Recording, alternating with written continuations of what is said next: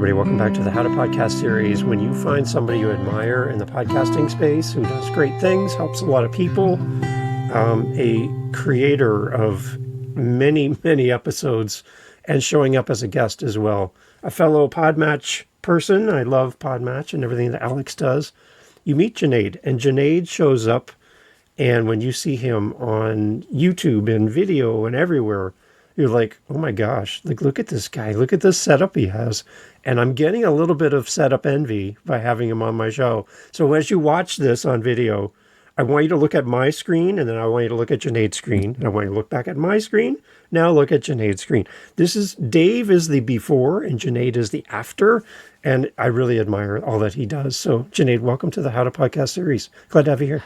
Dave, you're too kind. Thank you so much for bringing me on. I'm super excited and thrilled to be here because not too long ago, I was the before that you see here. So yes, we all go on this journey. I mention this every single time somebody says, you're so far ahead.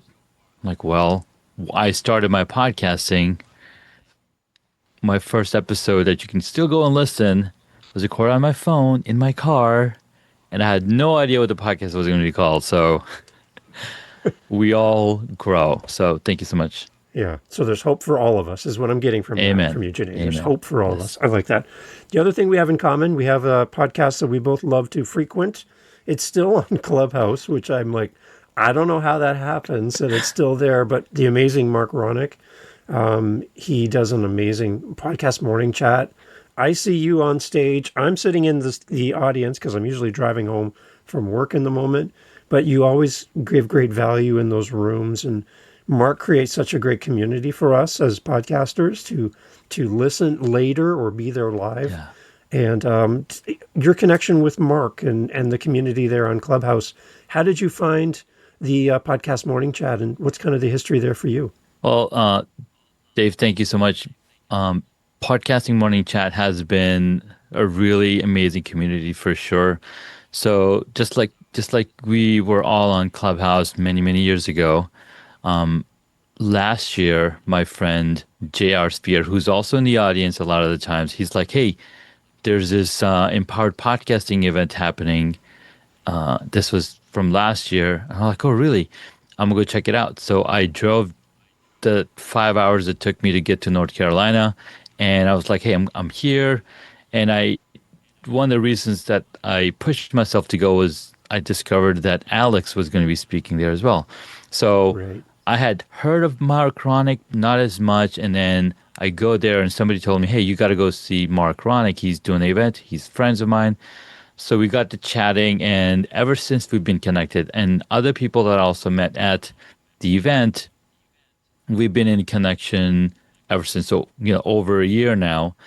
And then I discovered that Mark's still doing these podcasting morning chats on Clubhouse. I was like, there's a reason for me to go back to Clubhouse.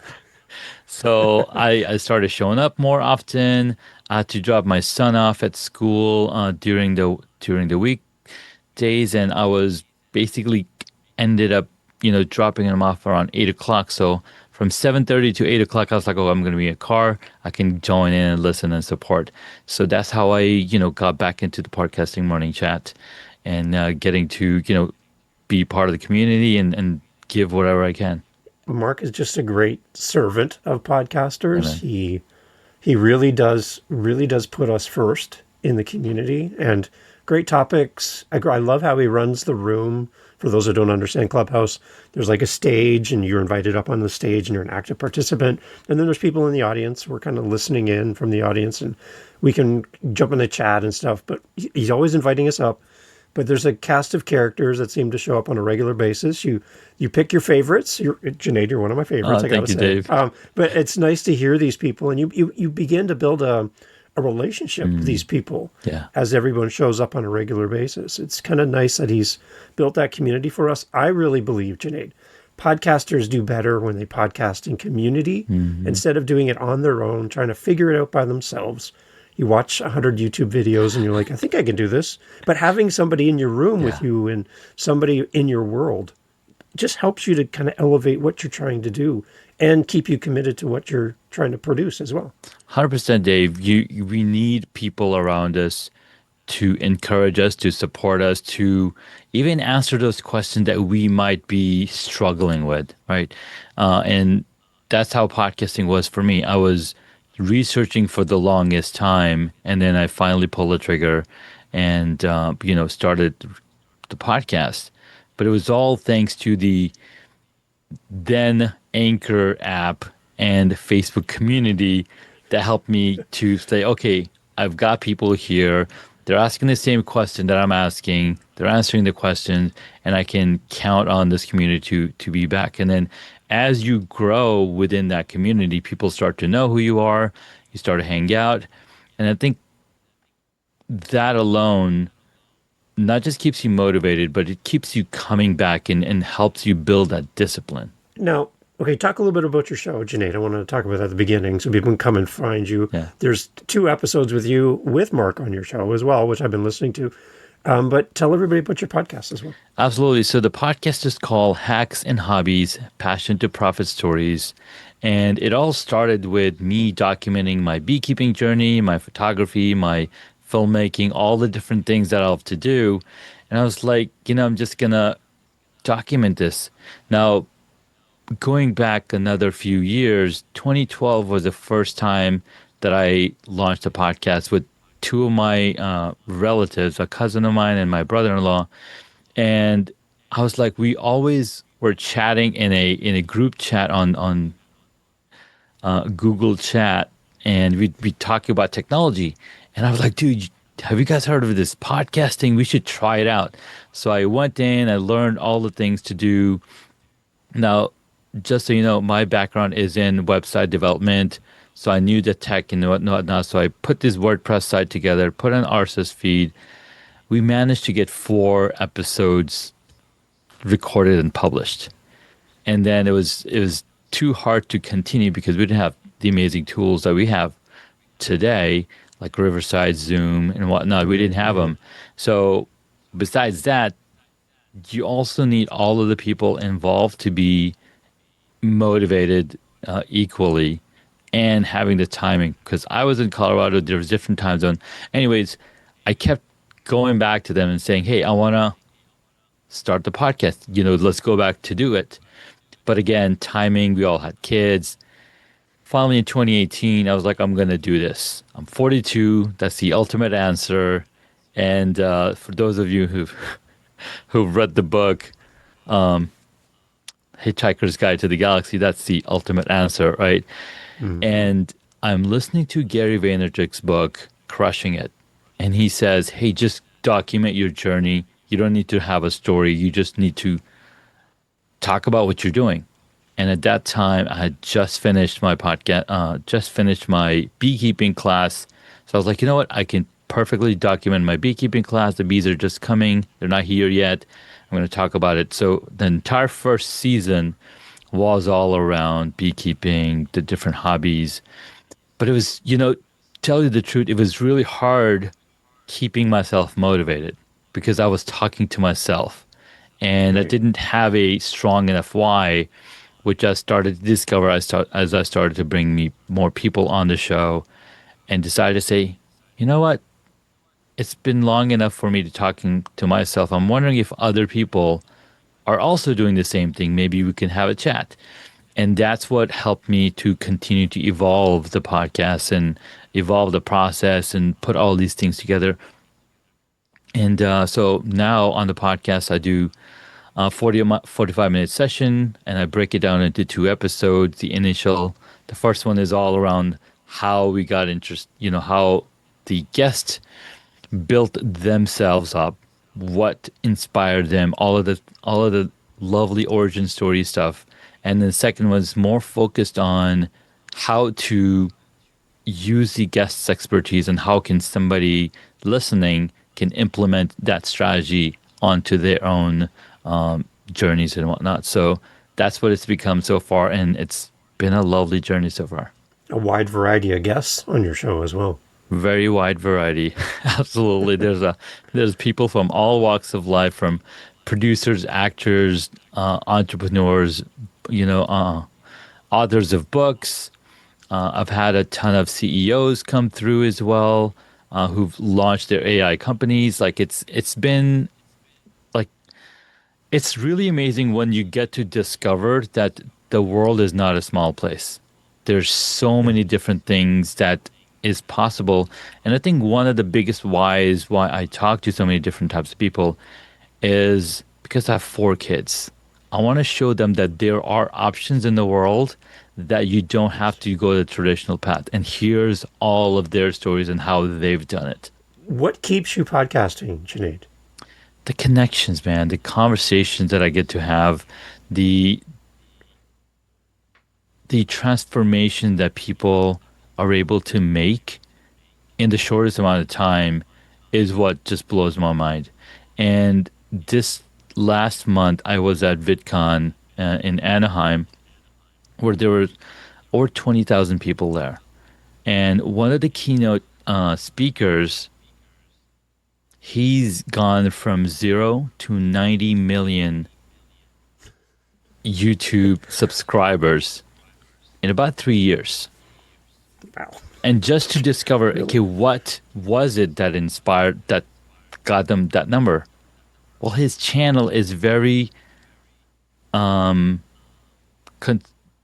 that word? It's very general audience type content that's around entertainment.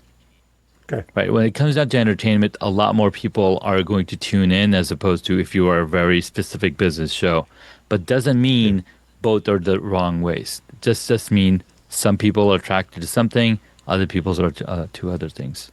You said that you started out more audio focused when you first began. Yes. When was the transition into a more video approach from your perspective? So when I started, I was just recording myself on my smartphone, and then switched to iPad, where I was using like a headset, so it was at least getting some cleaner audio. And then when I started interviewing people, that's when I switched to video. And then again, even then, I was like, we're not going to do video, we're just using video to, just to see each other's reaction, but I'm still just going to use the audio.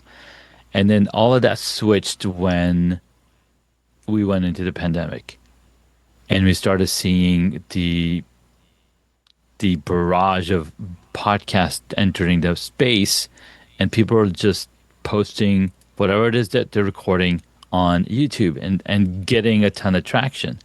So I was like, okay, how can we make this experience even more customized for the listener? Even more, what's that word? Engaging for the customer or for the listener. Right. And the more you focus on the content for the YouTube audience, the more intentional you're going to be with the type of content you put together. So we saw a ton of cuts coming in, which is also kind of fading away now, right? Because the entire audience is now growing up. People who are watching those Vine videos, those short videos, they're now in their teens, and not actually, they're past their teens. They're in their 20s and mid 20s. So again, the entire audience that's consuming this content is growing up. And we're going to continue to see that trend as well. As we look into the future, Junaid, and for video podcasting and all that, what do you see is coming next down the road for for video podcasting? So in video podcasting, number one, video is the fastest way to connect to your audience, and we've been doing this for hundreds of years. Not in podcasting, but in television show, watching movies. We consume a ton of this content. YouTube has already announced that they are now calling themselves a TV first platform, which means that they're all like all the efforts that they're going to put into their software is going to be for television first. What does that mean? There's going to be a lot more ads playing, and we see that happening. There's going to be a lot more higher definition content. 4K is still the top version. It's going to probably take some time for us to get to 8K, but regardless, what that means is a lot more people are tuning in to YouTube content. And based on their data, 1 billion hours is consumed every single day on television on YouTube. It's kind of mind blowing. It is. Now, okay, so Junaid, for the audio first podcaster who hasn't really contemplated the move into video, it can be a little intimidating. Agreed. Especially if you're not a video type person, right? Sure. Technology, nervousness about being on camera. Some people just really push back because they just don't know what they don't know. Can you kind of help us like bring down that stress level a little bit and just understand how we can do this in a good way? Absolutely, Dave. So here's the rub. We're going to have both platforms, audio and video, growing very strong. I don't know if you've seen this TV show. It's called Only Murders in the Building. Yeah. Right? Yeah. So that show is completely 100% audio only podcast. But it's a crime show, right? Crime investigation type show. But it's audio only.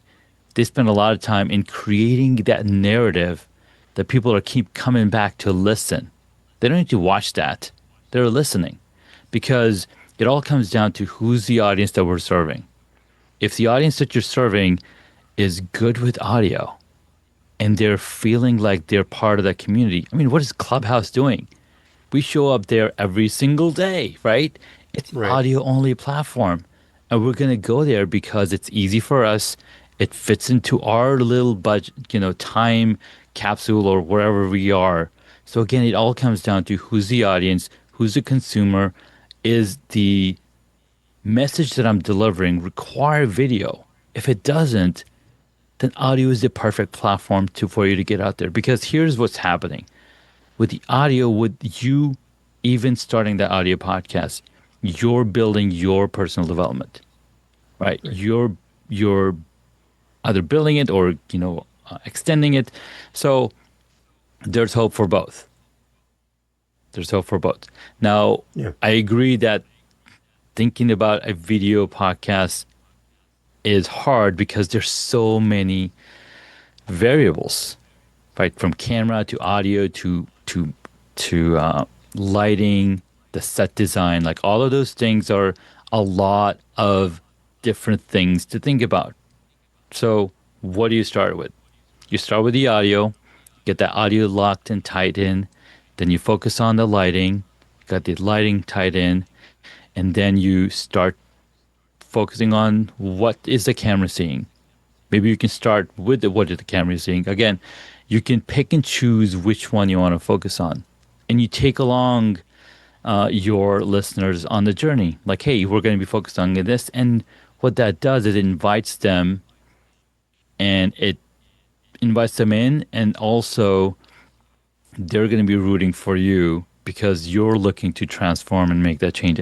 And we love transformations. That's why we love going outdoors and seeing the colors and the colors of the fall change or the spring, because we love change. Yeah.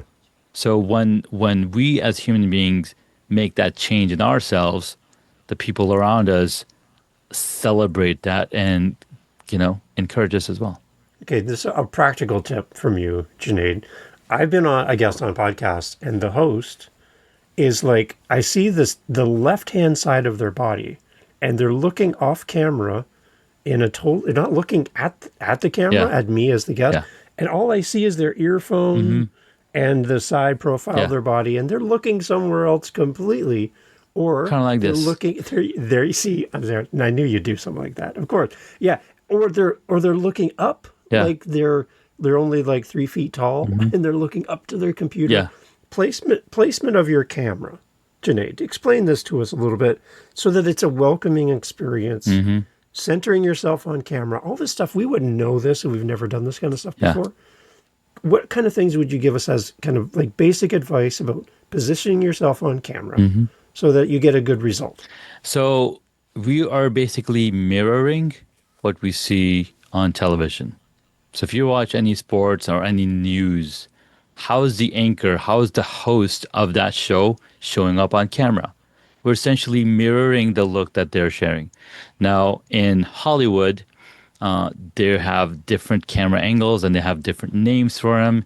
You have the close up, you have the medium shot, you have the cowboy shot, right? So all of these different shots are designed for specific scenes when you're shooting. But what we're doing is we're talking to the others. We're literally breaking the fourth wall. In the movie Ferris Bueller's Day Off, he's talking to the fourth wall, right? So Yeah, we're I love essentially that. doing exactly that. So how are we going to make that connection? Well, we got to look at the camera. We got to make sure that the camera is eye level or maybe a little bit lower, depending on what you're trying to relate to.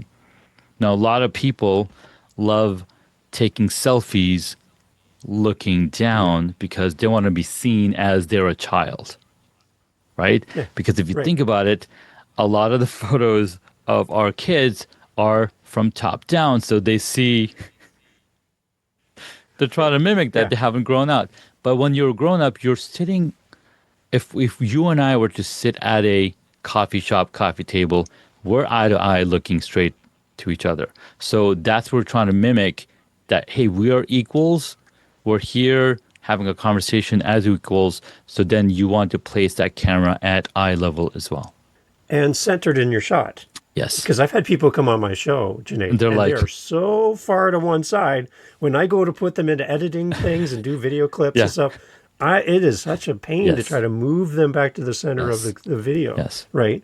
So another thing, just be yes. like top down, top middle, and also in the middle. Exactly. So what I recommend, and I'll tell every single of my guests when we come on, I'm like, hey, let's make sure that we're both centered, we're about the same height, and we have the same amount of headroom, shoulder room, so that we look equals and we're sitting in the same coffee shop. So Very before we practical. before we start Yeah. recording, we're like, hey, let's line up our shots so we're equal, and then it's going to be good for the post production. It's going to be good for because we're creating evergreen content. It's going to be great for you to share. You're going to love sharing your stuff, and boom.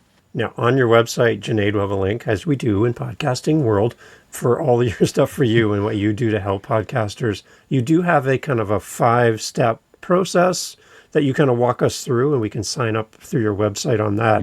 But I'm going to put myself humbly in your hands here because Junaid, as I said at the beginning, I am the before and you are the after.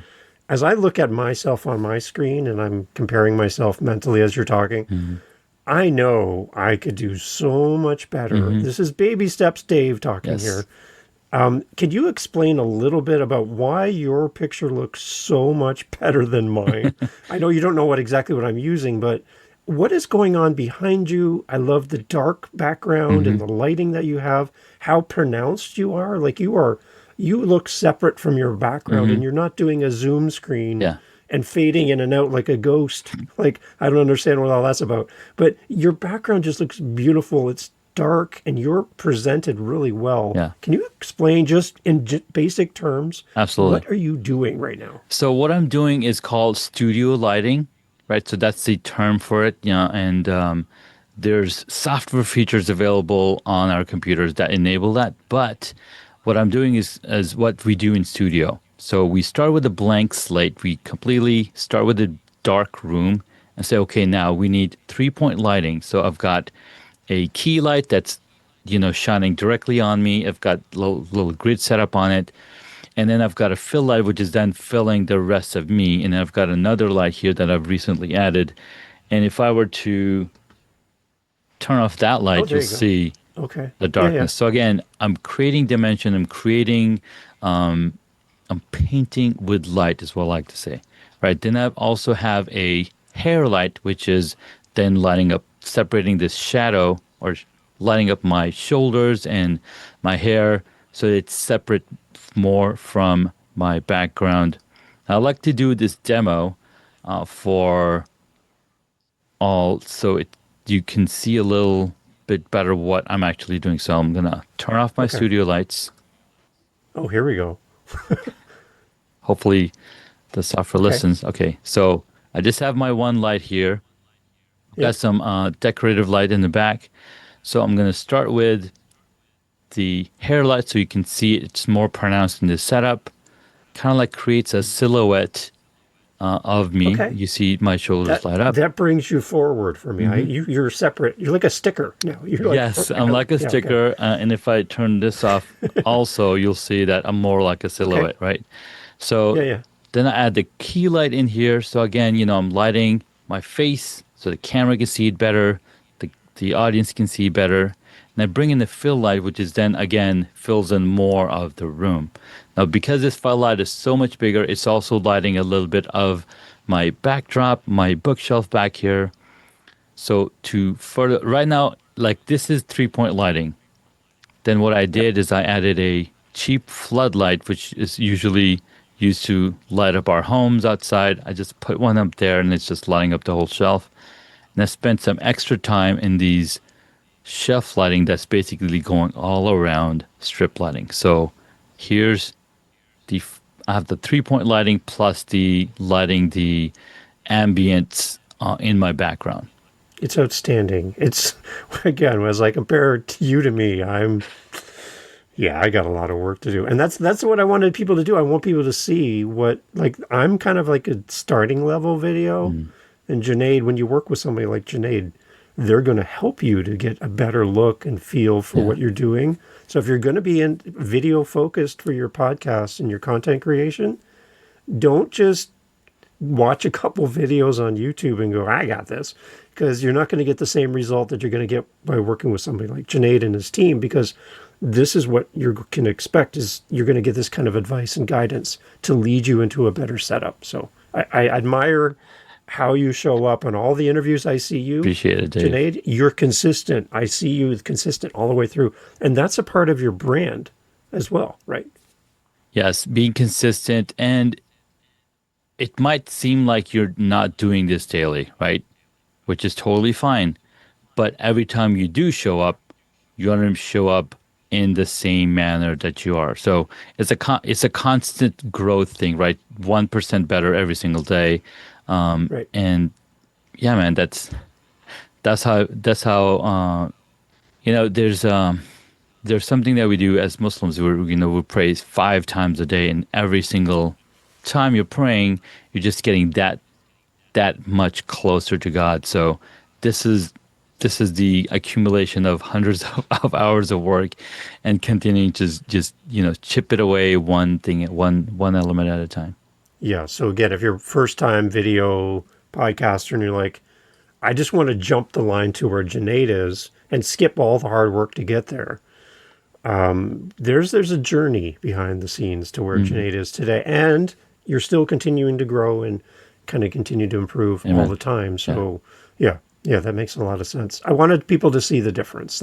Thank you. That's it. So for me, I got a couple lights that are shining up at the ceiling. They're big. They look humongous. They look way too big for my space. I have a bookshelf behind me. I have, I'm in my basement, so I have my ceiling tiles that look really annoying to me. I'm not really a fan of that. I have a fireplace, which is a real fireplace beside me in the winter. That's kind of nice to get a glow. Yeah. That's real. That's awesome. And it's really hot. But yeah, so that's kind of my setup. But for me, the one thing I didn't want to do, Junaid, is I didn't want to wait to have a perfect setup. I Just like for a podcaster who's doing audio, to wait for the perfect episode to start. You got to start and build in public. That's one of the things I'm really big fan of, Junaid. Building in public and letting people see your journey. Yes. Because if I wait to have your setup, I'm not podcasting. Yeah. Because I don't know, without your help, I don't know how to do what you do. And that might make me stop. I'm like, if I have to be like Junaid, then I can't do it. I'm not going to podcast. No, but what if, right? What if you have a story that could help somebody and change somebody's life by delaying you starting a video podcast because you don't have the exact same setup that Junaid has? I don't. Yeah. But it doesn't keep me from starting, right? 100%. We're all starting at zero, and it's not fair to compare, right? You can't compare a 2-year-old to a 6-month-old. Like, oh my God, look at my 2-year-old. She can dance. Well, mine's just 6 months. So that's what people actually end up doing. They're comparing their smaller journey to somebody who's been doing that forever. And I find myself doing that too, right? I see Pat Flynn doing these talks on stage, and he's about the same age as I am, maybe a year younger even. And I was like, oh my God, he's done 360 stage talks. How can I beat that? I can't, right? He's been doing it for a lot longer. So I'm gonna be grace, give myself some grace and give myself the time and say, you know what? I got to do one at a time. Work the tools, learn from the best. The book that Pat himself read and he was recommended was Stand and Deliver by Dale Carnegie Training. And he's like, this is the book that I read when his friend invited him to speak at FinCon many, many years ago. It's like, okay, who's going to give me the information that I can implement right away? And he talks about this in his book, Lean Learning, as well. Oh, Junaid, you got me with this one. I've been talking about this book so much. Yeah. What I love about Lean Learning, just as you got me in this moment, I've been telling everybody about this book, by the way.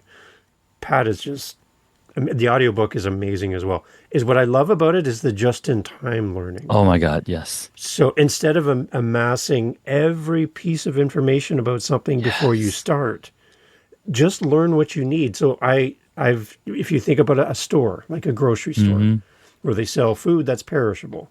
So you have your milk, your eggs, your bread, produce, right? They only bring in what they can sell. That's right. Because it will expire if you don't use it, if you don't sell it. And there's another truck coming with another load. So they don't stockpile 5 years of stuff. They only get what they need when they're going to need it. Exactly. And what I'm finding in podcasting, Junaid, and I love your thoughts on this, are people who collect information. They've got 45 gurus. They've got books upon books about podcasting. They've got all this knowledge, but without the action part, where they're actually putting it into process. You don't need to know what could happen 5 years from now. No. You need to know what you need now to start. Exactly.